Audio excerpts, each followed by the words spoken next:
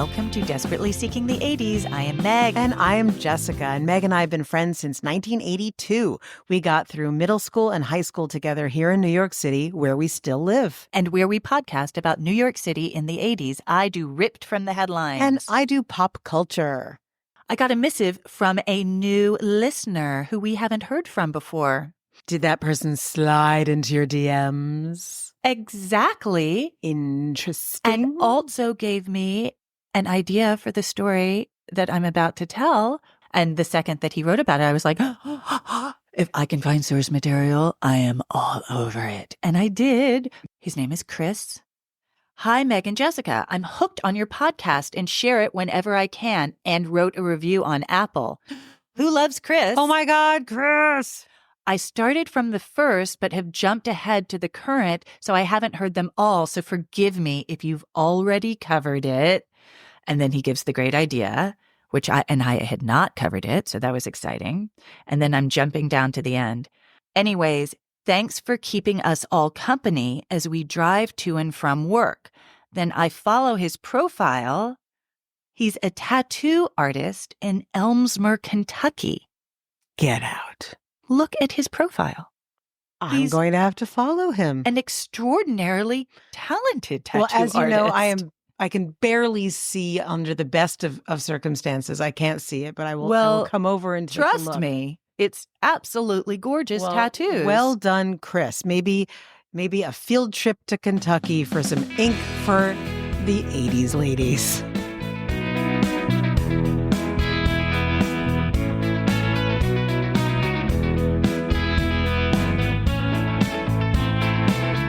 So now, thanks to Chris, I have a story for you. My engagement question is, what was your teenage girl response to heavy metal music?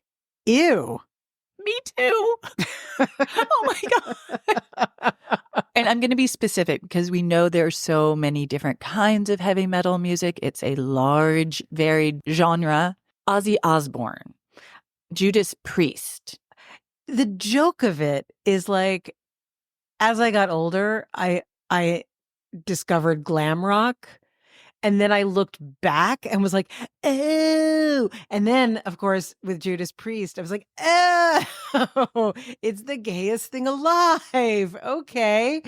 And the campiness and the proximity to glam rock, and that it really was the next evolution. A lot of it, not the hardcore and not like stuff like Gwar. I mean, look, but the hair bands. The hair bands were what were out when we were.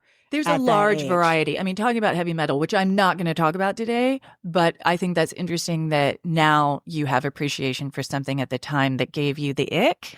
It was total ick, because it was also we've talked about this on this podcast before, but so much of the hair band culture at the time was very Long Island. It was very much about what happened in the parking lot. There have even been documentaries about it. And that was just so far away from what our experience was and what we valued. And it just seemed kind of like, what? And dumb and icky and silly. And the boys were gross. My sources are. Except for you, Chris. I don't know if he was into it. I have no idea.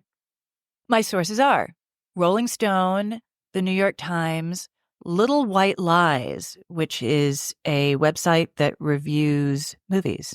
On Saturday morning, July 7th, 1984, the body of 17-year-old Ricky Queso was found hanging from a bedsheet in his cell at the Suffolk County Jail on Long Island. Oh, my God. The other teenager arrested, James Troiano, had been put on suicide watch, but not Ricky. The two boys had been arraigned on Friday for the torture and murder of their friend, Gary Lowers. Oh, dear. People were calling it a satanic ritual. Ricky was wearing an AC/DC t-shirt with an image of the devil when he was arrested, and people were quick to point out that AC/DC lyrics included "Satan'll getcha" and "You're only young, but you're gonna die." Ricky had a tattoo of an inverted cross on his forearm, and was facing charges for grave robbing. Ooh. Assistant District Attorney William Keehan told the Washington Post, quote, "These are kids who come from nice families, but they have been into drugs since junior high school. Whatever they were acting out, it is bizarre. It is a combination of drugs and those crazy videos. They took a living, breathing 17-year-old boy as a sacrificial animal. They mutilated him and they acted out satanic rites." So the DA is saying that the same day that Ricky committed suicide in jail. Ricky did indeed come from a good family in the nice town of Northport, a middle to upper class village of 7,200 people, 40 miles east of Manhattan on the North Shore of Suffolk County. He started having problems as early as 7th grade. His friend, Mark, said Ricky started tripping in art class. Ooh. He watched a picture of a dragon that he'd drawn come to life.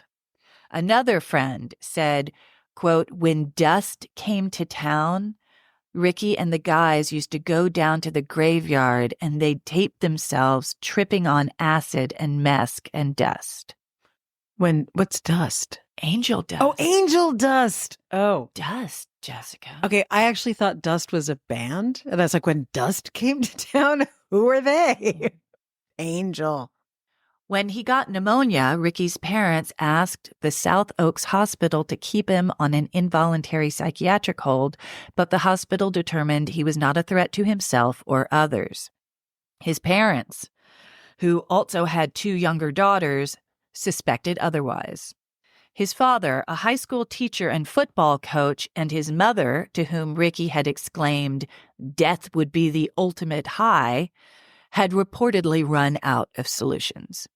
Ricky put ketchup on his wrists and cried to his mother, "See what you made me do," and laughed when she realized it wasn't blood. He frequently ran away from home, returning when he ran out of places to stay. He claimed to worship Satan. There were rumors of Ricky starting a group called the Knights of the Black Circle. According to another friend, Tony, quote, "There's a power trip in Satanism. It says, now you can strike back at the people that screwed you up." I thought that was interesting.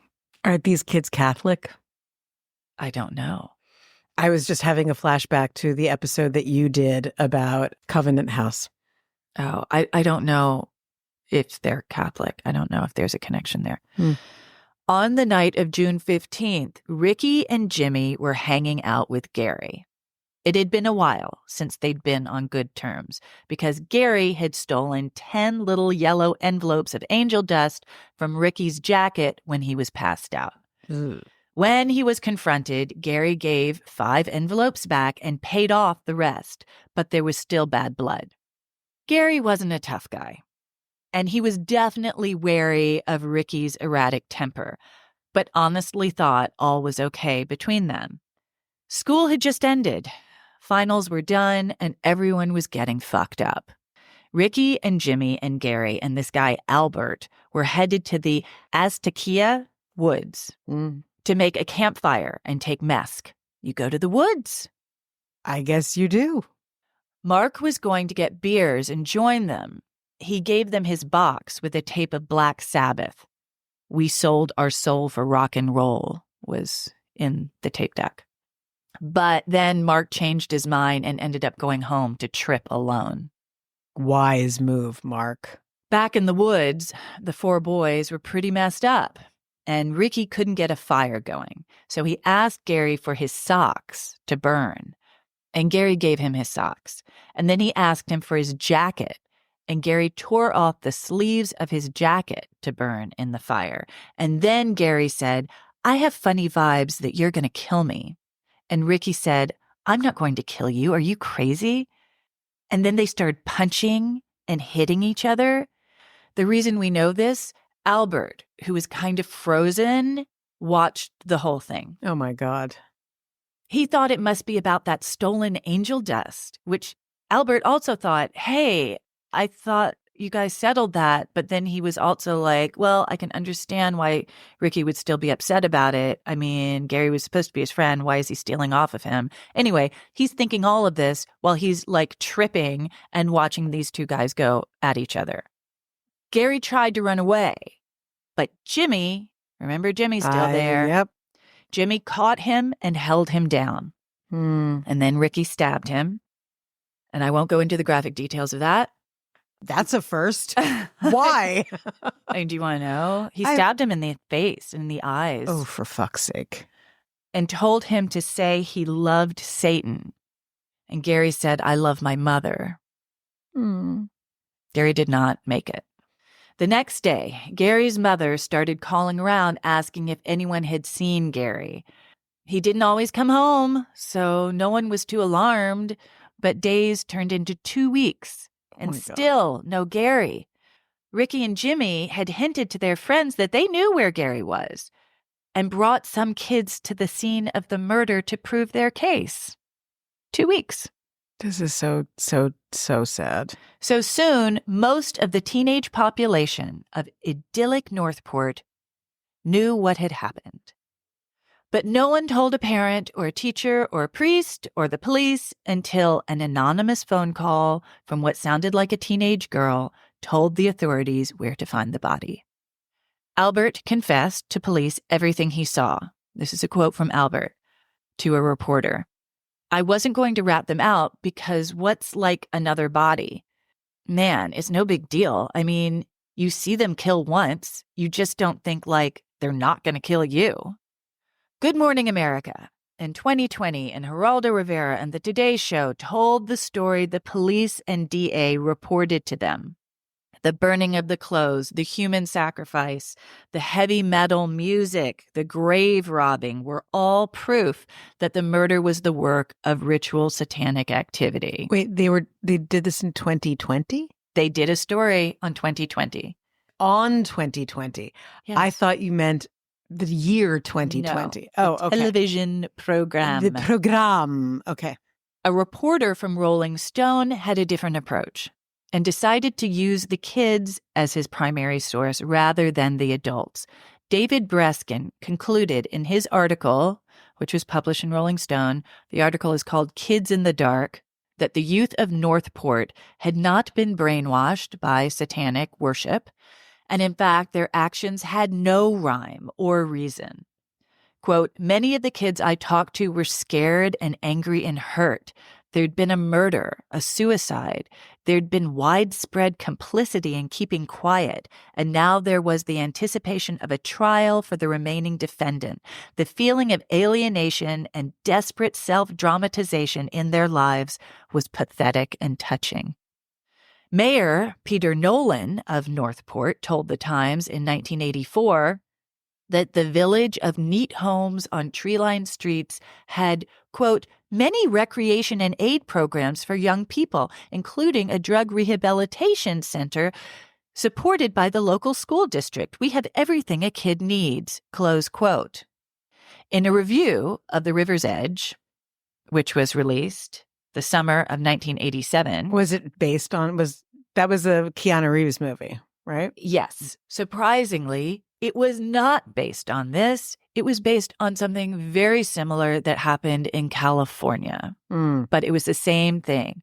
Dead body, only the kids know about it, and nobody tells a grown-up, and they keep revisiting the dead body over the course of a few days. Ugh. As it continues to decay. So in this review of The River's Edge, Christina Newland writes about the disaffected youth of the 80s. Now, Christina Newland has written this in like the last few years. Oh, okay. This is a recent. Yeah. Okay. She suggests Reagan-era teens were let down by the lackluster staying power of the once idealistic counterculture. So she's putting our generation, because it's talking about our generation, she's putting our generation in stark contrast to the hippies. Well, sadly, that we come after the hippies, and unlike the hippies, we just don't have a war. Bummer. Like there's nothing. There's nothing to fight for. Exactly. This is from her review. Quote, with little to distract or gird them from the cruelty and hopelessness of the adult world, teens form their own tribal affiliations. Numb to the hippies' call for peace or punk's ethos of rage, the kids of River's Edge have been left to their own devices. I thought that was rather interesting. Hold on. According to a 17-year-old friend of Ricky and Gary's interviewed in 1984, quote, dust is the ultimate, the end. You can experience yourself sinking into a cinder block wall. It's just the suburbs. There's nothing better to do than take drugs. What else can you do? You can go shopping, go roller skating, go bowling, to the movies. There's only so much you can do before things wear out. You start taking drugs, just like the people in the Bronx. Interesting. The thing about not having a war just seemed that I gasped because it just seems really facile to me. I think, and I remember we were told that at the time, right? And I think, right, I feel like that was something that baby boomers told us to be like, here's what you're missing. You know, we're trying to figure out why we don't like you. So here's what you're missing. What I think it is, part of it. I mean, first off, you have a bunch of kids taking drugs in the woods. They're boiling their brains. But isn't it also interesting? They also turn to, it's Satan. Yeah. I'm like, wow, you might just want to ask them what it is rather than really jumping to a whole bunch of conclusions and turning this into something that actually will prevent you from dealing with the issue at hand. Well, right. I mean, I think from what you have reported today, the issue at hand is something that we haven't really talked about a lot on this podcast, which is suburban sprawl. And the generation prior to ours, so the boomers who were growing up in the suburbs, like the Wonder Years kind of thing, their parents were post-war people who were able to move out of the city, and the suburbs was a golden opportunity. It was, and that excitement and that feeling was imbued or passed on to the kids. So it was like, look, and you can be outside and on your bike and whatever. By the time our generation was living in the suburbs were bigger. There was more sprawl, is really what I'm saying. Too much car culture. Exactly. Too much car culture, too much mall culture. But their parents, they had wanted to get out of the suburbs. Mm-hmm. They were the ones who were like, fuck this. We're going to fight. We're going to march. We're going to do this, whatever. And then, okay, well, now we're adults. Now it's going to be more cost effective or whatever. And now we're in the suburbs. But we're also now both working, both parents. So you have, as we've talked about many times on this podcast, latchkey kids. But the disaffection comes from the parents as well. That it's like, who is creating anything exciting and jubilant and bright colored and exciting for these kids? Nobody. And so the drugs are the obvious choice because they're right. Look, when I went to Kenyon, it was the first time I'd ever been in such an isolated space. It hit me pretty quickly. Everyone's tripping their faces off because we're in the middle of a cornfield. Like there's nothing to do.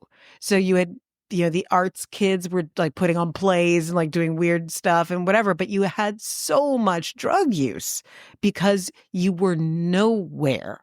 And so with these kids, I just feel that it's kind of like that article that woman wrote that you just read.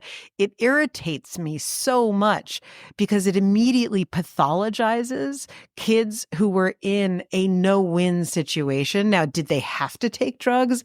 Absolutely not. You're going to have fuck ups. I mean, I'm not sure she's saying it's their fault, but she is saying that what contributed to their situation was, I think it's fair to say, Reagan did not give us a lot to feel pride about. Well, there are no federal programs, and they were axing the NEA. Thank you. So yeah, there are a lot of things that were going very, very wrong. But I think that But we were told it's all okay. I mean, we've talked about it a lot. I mean, the whole time period was kind of a gaslight. there was a huge disconnect between what we were experiencing. I agree with you. What we were experiencing and what we were told was happening in terms of opportunity and what we were to live up to as students. And then as to take recreation. that as sort of a general statement about the generation and then go specifically into suburban life, I think is just a continuation of the exploration of how this happened the way it happened. The That point is, it movie- wasn't Ozzy Osbourne's fault. Oh, hell no. And they were blaming anyone except for the actual issue. Well, you remember the whole was it Tipper Gore? Yeah. And the mothers against. It was so, and if you haven't seen it, if you're our age, I'm sure you've seen it, but if you haven't seen it, there's an amazing video, you can see it on YouTube, of Dee Snider from Twisted Sister testifying. I have seen that. And very solemnly. yes. Even though he looks like, a clown. Well, he took off the makeup to do this. The but hair alone. He was saying, like, clearly a smart guy. Yeah. And just doing a methodical, step-by-step takedown of how stupid saying that it's the music's fault is. And also, just to get back to this boredom, the boredom. I'm sorry, it was a congressional hearing. To get back to that, Mm-hmm. when the kid says that there was power in being satanic. I mean, it was like their way of like play acting. They weren't worshiping Satan. They were like playing with swords and pentacles. Yeah. I'm very intrigued as a city kid by what my friends, I don't know about your friends who were suburbanites, what they said about it. And, what was I watching recently? Something where there was discussion about Richard Linklater's movies and Slacker. And like there was a whole, like, along with River's Edge, which was the darkest of the dark, and My Own Private Idaho and like that kind of stuff. There were so many movies at the time about the deadening quality of suburbia. In fact, the film Suburbia is a good example. And it's explored in so many different ways. And what it always boils down to is we have nothing to do and no guidance. Now what? And also, to add on to that, the fact that in the middle of all that, they all depend on each other. Like, even though one of them killed the other one and that guy's an asshole and that guy stole that or whatever, we still trust them more than any of you people. We don't even speak to you. You're not even in our universe. And the moment that you come into our universe, you get it all wrong because you didn't even ask us. I think that's an excellent, excellent point. And back to, what ties Gen X together, no matter where you grew up. I think you're right. It's this idea of your peer group is your family. They're the inside.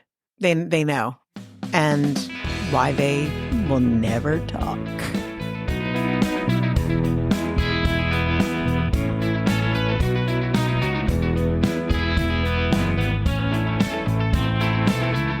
So, Meg, we have talked about cocaine on this show quite a bit, and it usually comes from me.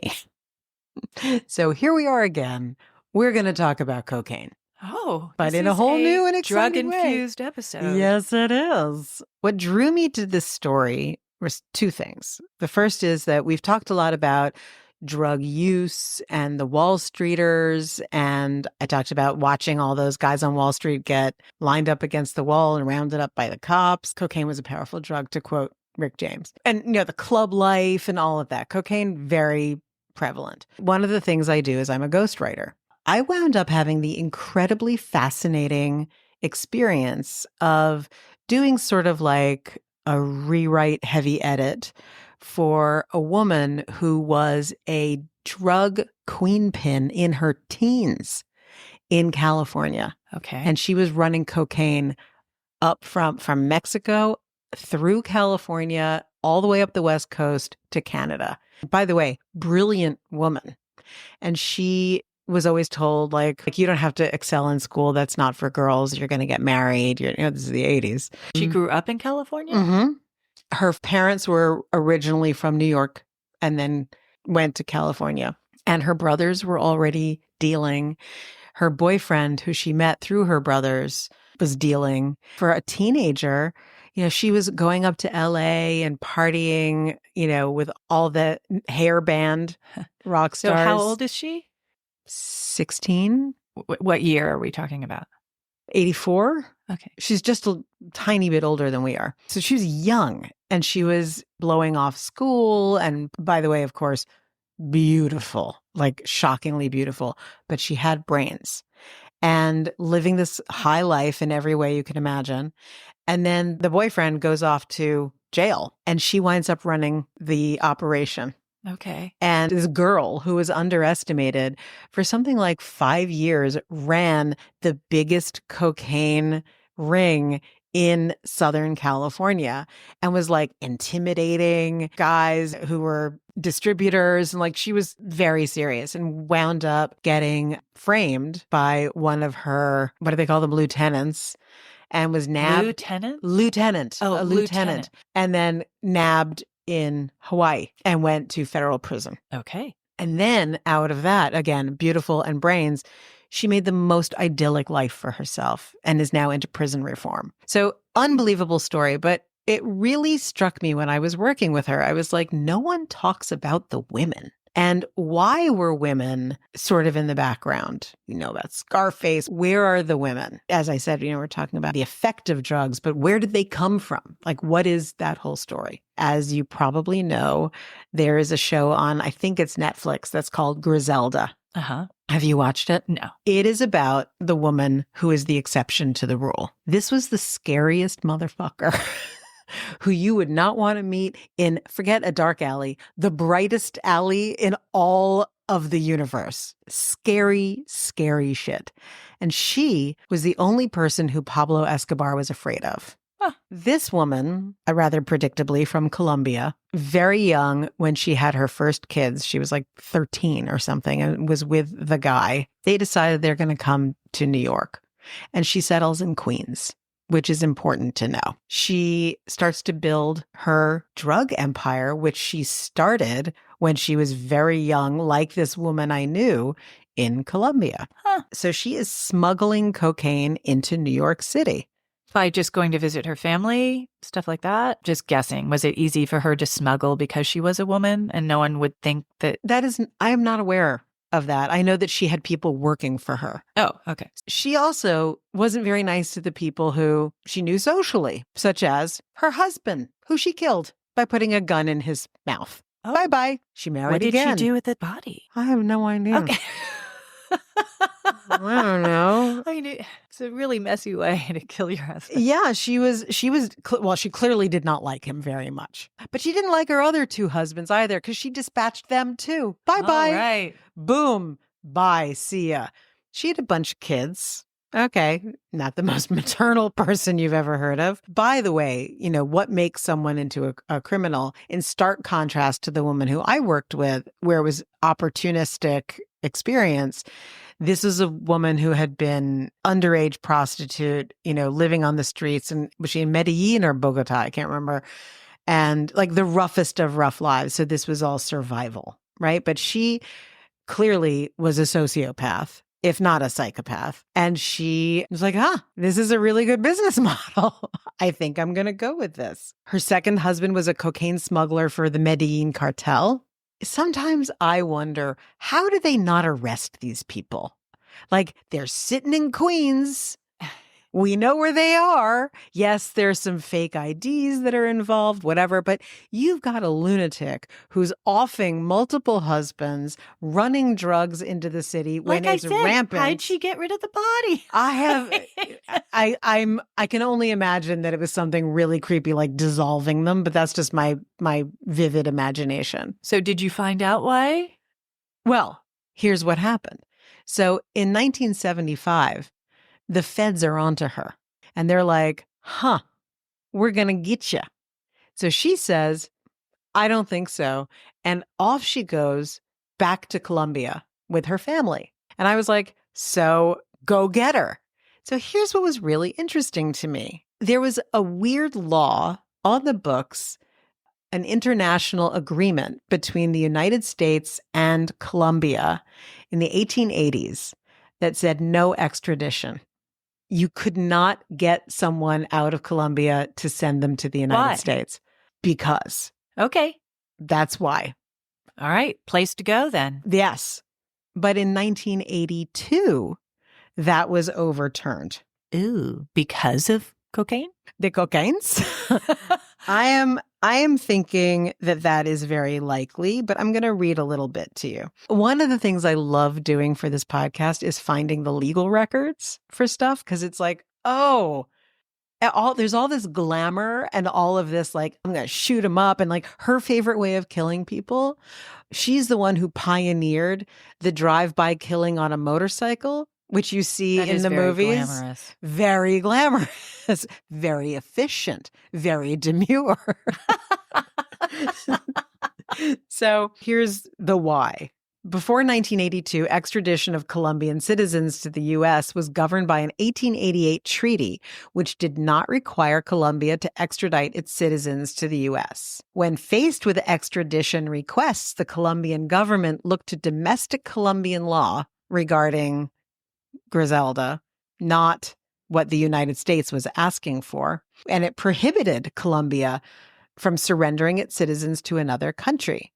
In light of Colombia's policy of denying extradition requests for the surrender of its citizens, the United States before 1982 discouraged prosecutors from submitting such requests to Colombia. So anyone who was dealing drugs in the United States could go running back to Colombia, Fantastic. which was the hub of their business. Awesome. And could hang out. It seems great. Exactly. Nonetheless, during this pre-1982 period, 2 of these extradition requests were made for Griselda, and they were both denied. But in 1982, just in time for her to have some problems, a new extradition treaty between the U.S. and Colombia took effect. Thank you, Ronald. This is Reagan's doing. Yes. This treaty required Colombia to surrender drug smugglers specifically to the United States. War on drugs. Just say no. We're back to Nancy in her red suit on Mr. T's lap. Just say no. The president of Colombia said that he did not intend to enforce this treaty. And he didn't. I want to keep the drug smuggler. I would like the drug smugglers I like here her. because guess what? They're What? making a lot of money for Colombia. It apparently is undisputed that the first Colombian citizens extradited to the U.S. under the 1982 treaty were not surrendered until January of 1985. So there's this long period where the Colombian cocaine trade is completely unchecked. That's one of the reasons that it proliferated, that there was this ability to have a safe haven where you did your business. And then there were so many false identities that were created and they were coming into the United States that not only her worker bees, but Griselda herself. But on May 30th in 1984, a DEA agent, Robert Palumbo, saw her, Griselda Blanco, in the flesh in Newport Beach, California. What? And he was conducting an investigation of suspected drug smuggling by her sons. Well, family business. Exactly. They chose at that time not to go after her because it would get in the way of a larger investigation that they were doing. So they let it slide. Between May and September of 84, the government didn't know where Blanco was located. Then she was seen, and this is so fucking brash. It's unbelievable. They just watched her delivering money to be laundered to a DEA informant over and over and over. Oh, Griselda, she's lost her edge. Well, guess what? So here's my other favorite thing I found out about her. This is around the time when Griselda started sampling her own wares. Oh, okay. And she went off the deep end and was absolutely Choices. cuckoo cuckoo. Sometimes you can find in the web archives just crazy blogs and you're like, who is this? Who wrote this? But it said Blanco was also bisexual who only used female mules. Wrong. But what she did do was she designed lingerie for the women who were the mules with pockets in them for the drugs. And, Smart. And they could carry up to 1 kilo on their bodies with these, Like with false these pockets. boobs? They just said little pockets. I'm going to think over. it's on the boob. Look, there's nothing to hide something like a boob. Right? But I love the way that this person says they often were lingerie Blanco had designed herself. Oh, how charming. Okay. In fact, it concealed 2 kilograms of cocaine. I don't even know what a kilogram looks like. It's like, those bricks. So it's like 2 big boobs. 2 very, very big boobs. Is it boobs. like a loaf of bread? Yeah. Okay. A little smaller than a loaf of bread. She was also hanging around in Florida. That's where she got the motorcycle killings really to a fine science. But that makes more sense. I was picturing motorcycles in Queens, which depending on the block would be difficult. Yes, but keep that motorcycle killing in mind. So when she was in Colombia, Blanco traveled under an assumed name and carried a passport bearing that same name. There was an informant who said that she had been shot and killed in Miami. She had not. So she had all of these people around her getting the police to scramble.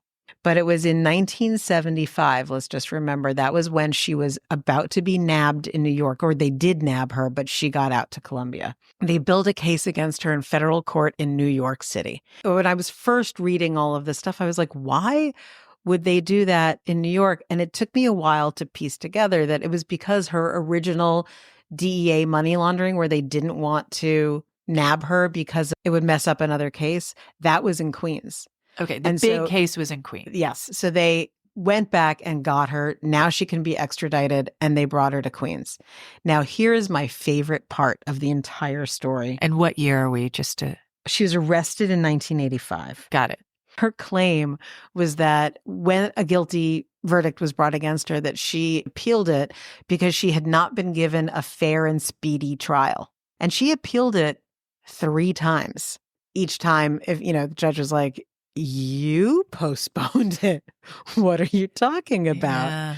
But the best part is that one of the people who was supposed to testify against her couldn't. And why? Imagine we're now in court and you've got the district attorney's office deeply wanting to bring this woman down. She is a danger to everybody. She is a fucking nightmare, right? So Jorge Ayala is the witness. Guess what? He can't testify. Why? Because it turns out that he's been having phone sex with 2 female secretaries who work for the state attorney's office. They set him up? No. He's just awful. He's just an idiot. As are they. So I was going through this whole story and I was thinking about like the ways that people get caught and the things that they do. And like this woman, I don't know if she was a genius, but she was so ruthless that people were so terrified that they did what she said and they got out of her way. Like she had no problem just coming up to you and shooting you in the face. Okay, you annoyed me today. Bang. Okay, we're done now. Thank you. So she was a fucking monster. You've talked on this podcast about being on a jury and like, oh my God, I don't like the prosecutor. I don't like this. Like what? It's the other people. The other people in the case are going to be the ones to screw it up. There's Absolutely. no perfect victim. There is no perfect victim. There is no perfect crime. And there is There's no no perfect prosecutor. witness. Exactly. And when this guy blew it, because she didn't get convicted on all counts. And that was partly because this guy was like, hey, how you doing? Oh my God. And the 2 women were like, great, we're in. So it compromised all of the evidence that he was going to bring to the trial. So she wound up. Wait, the 2 secretaries were in the DA's office? Yeah. What are they doing? Why are they doing that? That doesn't help their case. No. They were dum-dums. Okay, everyone's dumb. Everyone is dumb. He must have been really good at phone sex. He must have been a silver-tongued, I don't even know He must be what. having phone sex with everyone he talks to.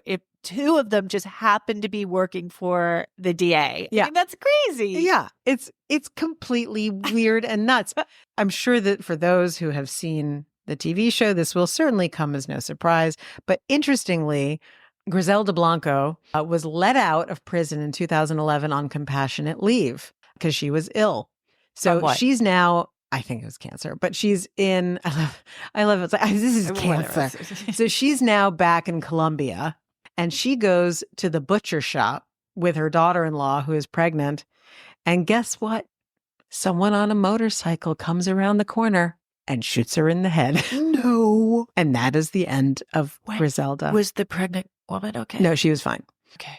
I know that people love this story because she was so nuts. You know, she was everything from this badass who is making things happen to a coked out, funky freak, you know, of the worst variety, and a black widow and all of this stuff. But to me, my favorite part of the story is, so you were able to stay at home making your cocaines because Ronald Reagan couldn't get extradited, couldn't get you people out of there until 1982. And then, in fact, not till 1985.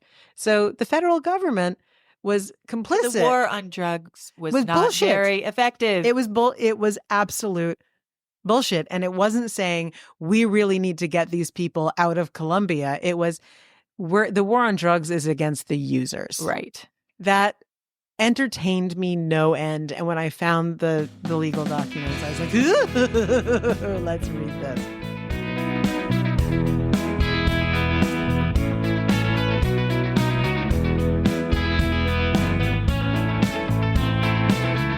Well, the tie-in ties itself. we just have to look at it tying itself in front of us. But I will say this. I'd like to hear you articulate it so that we have closure for the episode. In your story, you were talking about really the people who were behind the drug epidemic. And in my story, we're really talking about the victims of the drug epidemic who happen to have been teenage kids. And that it's not just that you waste your life away in the case of a lot of those kids in that idyllic Long Island town, but it was like sometimes you kill each other. I mean, there are lots of bad things that can come from drugs, including being blown in the head by a motorcyclist. No, there is never an upside. It's never an upside to the use of hard drugs and hallucinogens. But really, the people who were in charge got away with it much longer than the people who were buying it. Well, that's the thing. And again, back to why this story fascinated me. It's like, why did we have such a cocaine problem? And it was because of this extradition snag. And it was so bad. Imagine this. It was better to let Griselda Blanco run around because there was a bigger case to take care of. So we were talking on our last episode about like, don't trust the police. Could you imagine being a police officer during this time or working for the DEA and you're just like, there's drugs everywhere. I don't know where to even put a plug in this leaking dike. Like, what the hell? Like, there's no solution because it was ubiquitous, it was uncontrollable, and it was international with no coherent rules. So yeah, kids like the ones who you talked about, whatever their problems may have been, whatever might have motivated them, whatever mental health crises they were having, the underlying thing was, I have nothing to do and drugs are plentiful. Well, I mean, it's like nowadays and like giving kids access to guns. Underlying conditions aside, the things that will kill you and others, let's like not make those so friggin' accessible. Yeah. I think that's a great tie-in. It couldn't be more, appropriate considering what just happened. Back to the federal government, it's much easier not to deal with the underlying problem. The underlying problem is huge. And it also takes a little bit of listening, a little bit of understanding. It's not an easy fix. And a lack of graft. Yeah. What is our ask this week? I love the share the episode. People seem to like that too. It seems they're figuring out how easy it is to press a button. Yeah, just recommend us to your friends. Any of your friends who you know are commuting and are bored, or taking the subway and don't want to have to engage with the lunatic who's sitting next to them, or people who might just be interested in history coming at them in a, unusual way. I also want to say a big thank you to Chris for writing a review for the podcast on Apple, because that also helps us enormously.